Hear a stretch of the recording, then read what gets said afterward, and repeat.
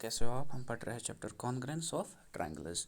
तो मैंने आपको सिखाया कि कॉन्ग्रेंट क्या होता है। जब दो ऑब्जेक्ट्स या कोई भी दो फिगर सेम होंगे, एग्जैक्ट कॉपीज़ होंगे एक दूसरे के, तब हम कहेंगे कि ये कॉन्ग्रेंट होते हैं। तो फिर मैंने आपको कुछ एग्जांपल्स भी दी थी कल के लेक्चर में। आज हम उसी को कंटिन्यू करेंगे। देखो, congruence among line segments. Line segment मतलब क्या है?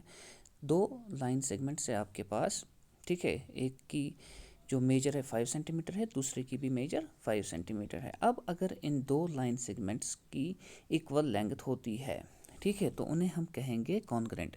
अगर ये होता 5 सेंटीमीटर, ये होता 4 सेंटीमीटर, तो इन्हें हम कॉन्ग्रेंट नहीं कहेंगे। यानी कि जब सेम होगा, ये भी 5, ये भी 5, ये भी 3, ये भी 3, जितना ये होगा उतना ये भी होना चाहिए। यानी कि उसका मतलब क्या है? लाइन सेगमेंट्स की मेजर जो है वो सेम आनी चाहिए, तब हम कहेंगे ये कॉन्ग्रेंट है।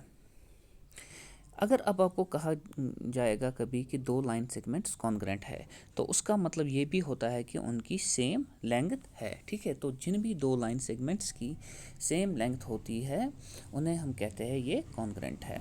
इसी तरीके से फिर कॉन्ग्रेंस ऑफ एंगल्स, ठीक है। अब यहाँ पर भी हमें सीधे पता चलेगा जो मेजर में सेम है, ये भी 40 डिग्री है, ये भी 40 डिग्री है, तो if two angles have same measure they are said to be congruent.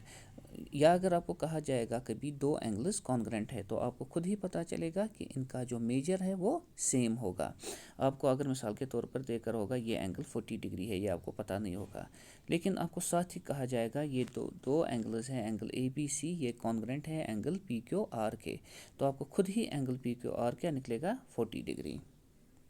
तो कॉन्ग्रेंट को हम कैसे लिखते हैं? एक तो इज इक्वल टू लिखते हैं हम साइन, और फिर उल्टा एस, ठीक है। ऐसे होता है कॉन्ग्रेंट को हम ऐसे ही लिखते हैं, ठीक है, जब दो चीज़ें कॉन्ग्रेंट होती है।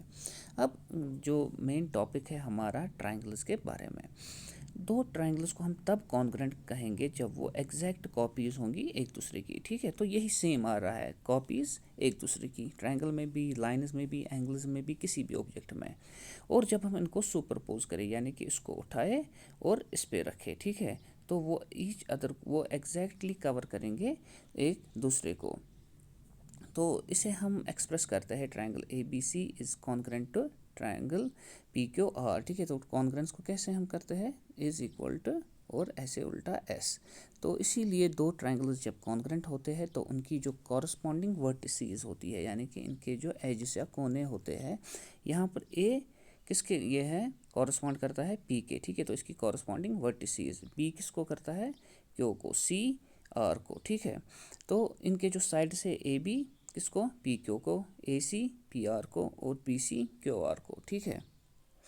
तो कॉरस्पॉन्डिंग एंगल्स क्या आएंगे? एंगल ए और एंगल पी, एंगल बी और एंगल क्यू, एंगल सी और एंगल आर। तो इसे हम लिखते हैं A corresponds to P, B corresponds to Q, C corresponds to R. तो इसका मतलब ए बी सी कॉरस्पॉन्ड करता है पी क्यू आर को। अब अगर यहाँ पी के बदले यहाँ पर पी होता, ये होता क्यू और ये होता आर, तो आप लिखते A correspond to R, B correspond to P, C correspond to Q, ठीक है। तो वहाँ आता triangle A B C is congruent to triangle R P Q, ठीक है। तो आपको सेम करना है, सेम एजेस लेनी है, ठीक है। वर्टिसी जो जिसको कॉरस्पॉन्ड करती है उसी हिसाब से लेना है आपको, ठीक है।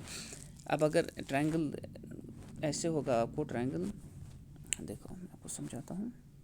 अब अगर आपको ऐसे है कोई ट्राइंगल ए बी और सी, दूसरा ट्राइंगल ऐसे है पी क्यू और आर, ठीक है। तो यहाँ पर कैसे कॉरस्पॉन्ड होगा? ए किसको कॉरस्पॉन्ड होगा? पी क्यू, ठीक है। आपको देखना है ये जब एग्जैक्टली सुपर इम्पोज होगी इस वाले फिगर पे, ठीक है।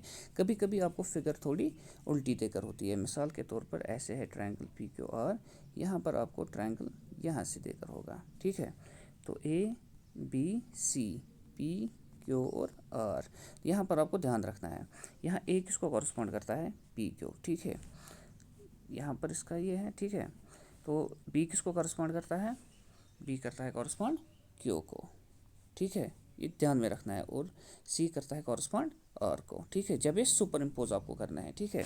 कभी कभी आपको ये फिगर्स थोड़े से उल्टे देकर होते हैं, तब आपको ये ध्यान में रखना होता है। देखो ऐसे अगर देकर होगा ए बी सी, ठीक है, राइट एंगल कहाँ पर है? यहाँ पर पी क्यू और आर, ठीक है।